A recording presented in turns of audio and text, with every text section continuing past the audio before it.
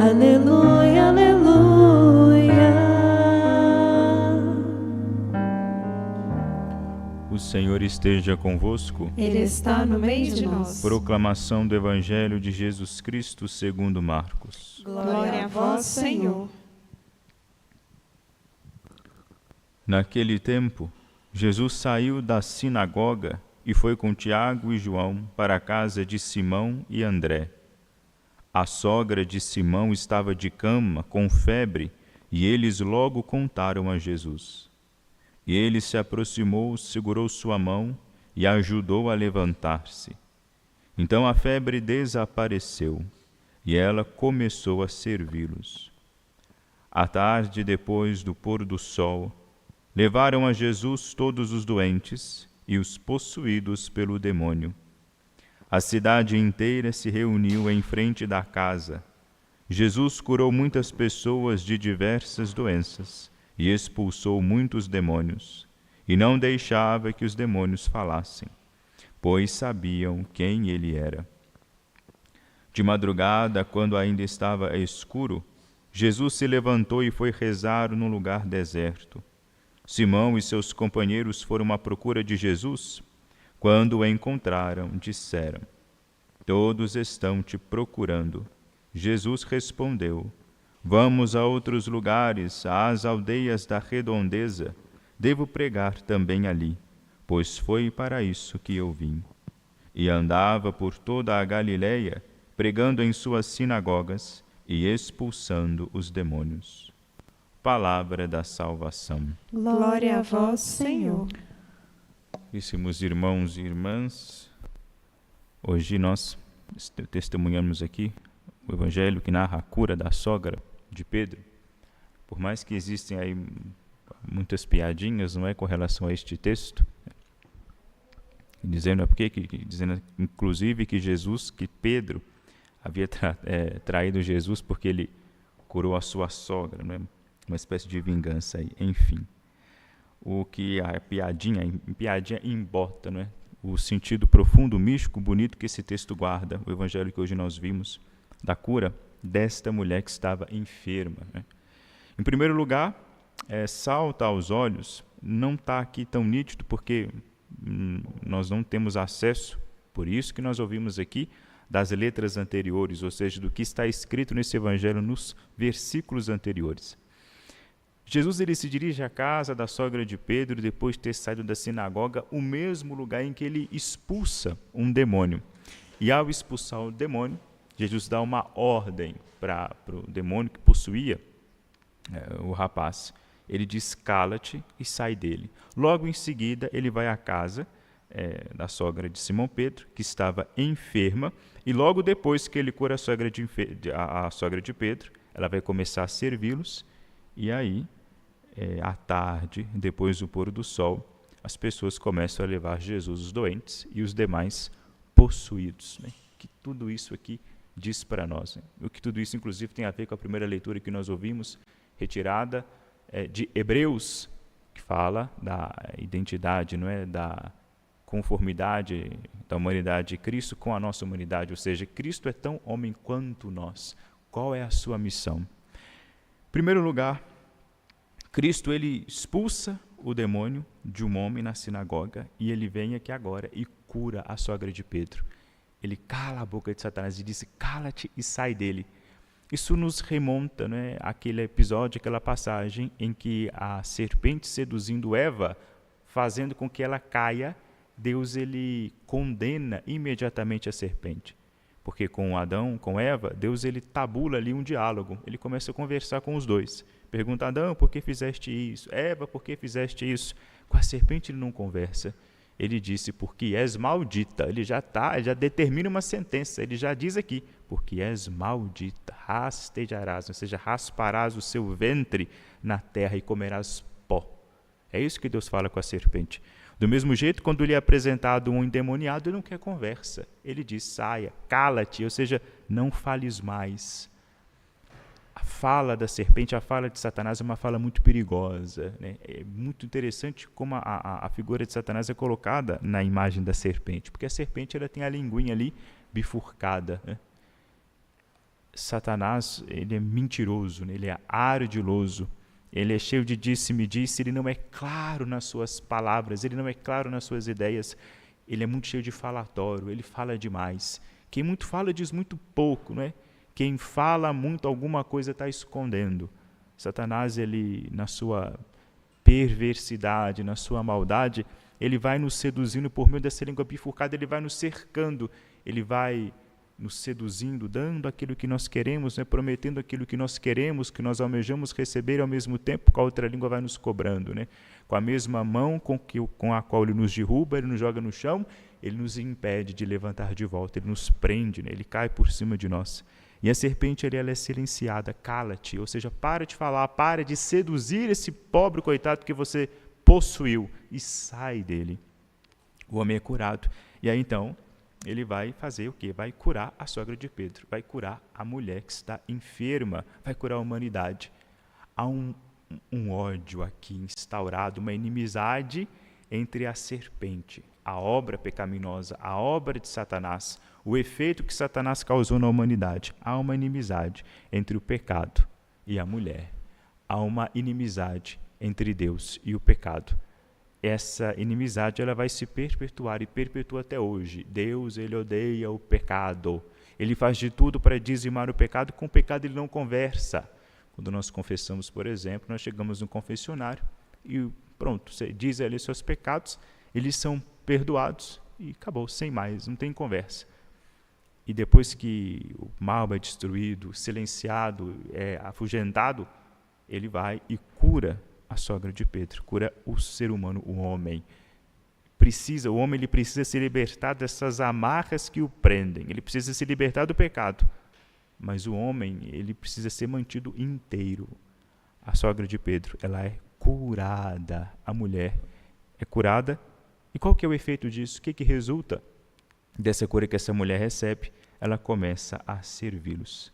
A febre desaparece e ela começou a servi-los. Assim que a febre desapareceu, é a próxima linha, a próxima frase.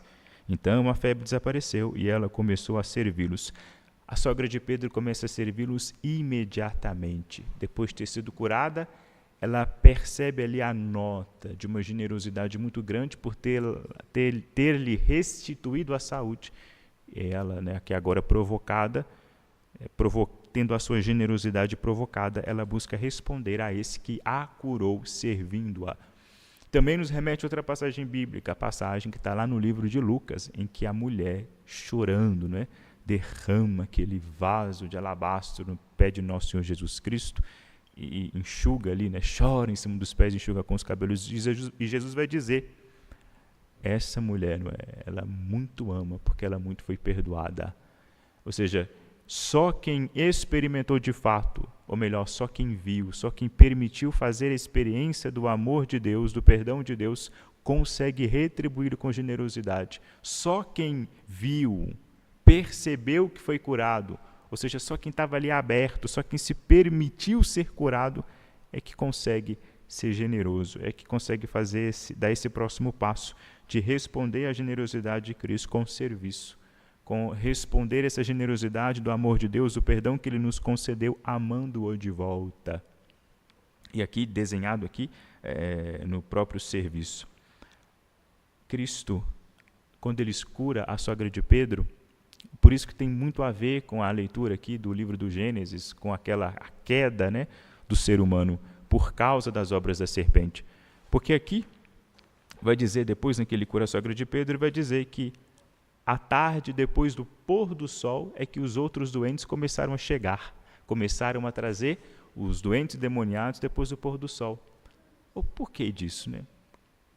Porque inclusive Marcos ele coloca essas coisas, quando ele coloca algum detalhe desse tipo, ele não coloca à toa, ele coloca para sinalizar alguma coisa, como ele coloca lá o travesseiro lá na barca, vai dizer que Jesus estava dormindo em cima de um travesseiro. Enfim, para dizer que a sogra de Pedro foi curada em dia de sábado. Os outros levaram os enfermos e os endemoniados quando o sábado já havia acabado. O dia aqui, o tempo, ele dura até a metade do dia. Depois da tarde, começa-se o dia seguinte, né? Para nós aqui. Então, aqui depois do pôr do sol, o dia terminou, o sábado acabou. Mas quando Cristo opera a cura da sogra de Pedro, ele faz isso num sábado. É o próprio Deus que cria o mundo, cria o universo, cria tudo em 6 dias e no 7º dia descansa. É o mesmo Deus que, tendo descansado no sábado, ele rompe com o mesmo descanso estabelecido por ele. Por que Deus faz isso? Por um motivo muito simples. Deus, ele cria tudo 6 dias, ele vai lá e descansa. Estava tudo ótimo, estava tudo ok, a obra havia sido completada, o homem estava ali, o homem estava dominando sobre as coisas como Deus havia criado.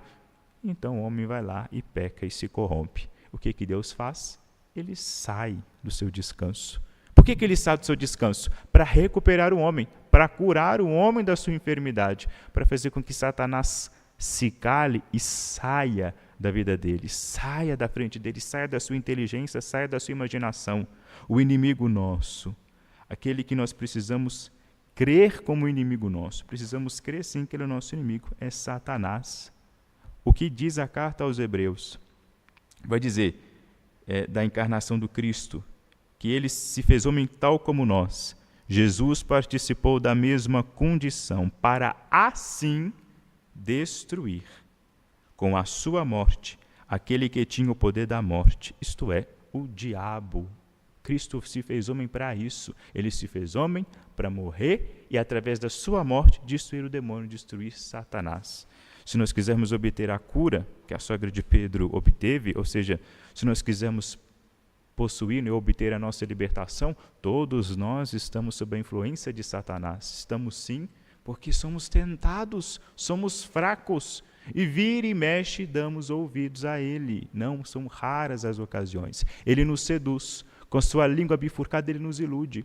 Pensa para você ver o que são as tentações. O que é o pecado?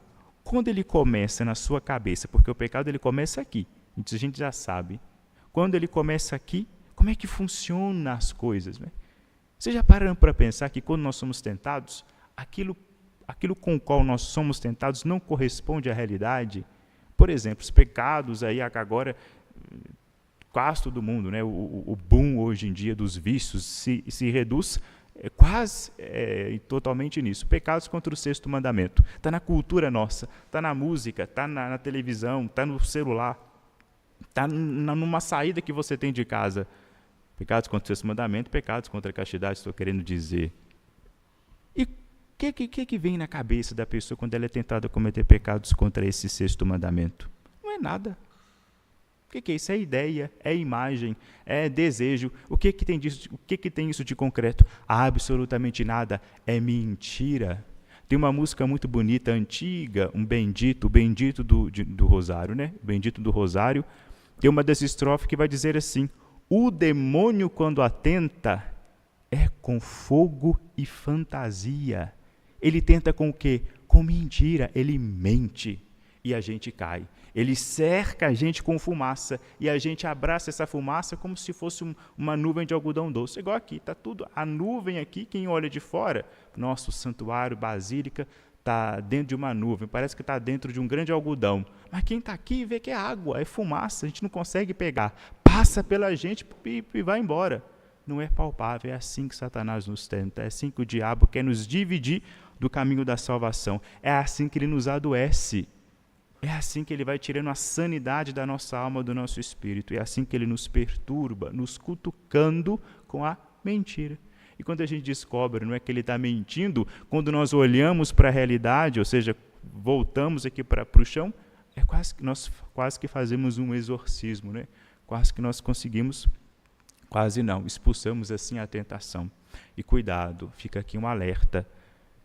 As redes sociais, seja lá ela qual for, até a televisão, ela está fazendo um mal terrível. Por quê? Porque ela está nos abduzindo da realidade. Ela está nos introduzindo cada vez mais num campo que não é o campo do concreto, é o campo do sonho. Não tem problema sonhar, mas o problema é onde nossos sonhos repousam.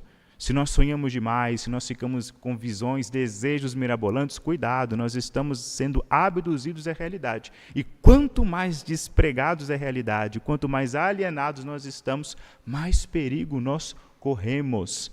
Quanto mais estivermos com o pé no chão, mais na realidade nós estivermos, mais presos, agarrados à verdade, mais difícil vai ser para Ele nos arrastar. Mais próximos da cura nós estaremos, mais prontos para responder com generosidade o amor e o perdão que Deus nos concedeu.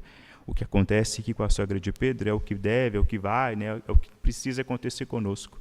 É o que Cristo preparou para nós. É essa mesma cura. A febre, não é? Ela é curada da febre dos desejos, os desejos descontrolados. A febre, essa coisa louca que é a nossa vontade, que nos impulsiona, nos empurra para tantas e tantas coisas, quase que não nos dá sossego, provoca em nós a ansiedade, nos deixa angustiados. Essa febre é a cura dessa febre que nosso Senhor vem nos trazer, é a libertação desse frenesi, essa guerra que existe dentro do nosso coração. É para isso que Ele vem, para nos curar, para nos apaziguar, para trazer em nosso coração a paz. E assim, nós, não é? Depois que Ele fizer isso, assim nós estaremos, né? já passaremos, não é? Por essa cura, por esse perdão, experimentaremos o seu amor e assim estaremos quase que automaticamente dispostos a amá-lo de volta, a amá-lo como Ele pede de nós. Glória ao Pai, ao Filho e ao Espírito Santo. Como era no princípio, agora e sempre. Amém.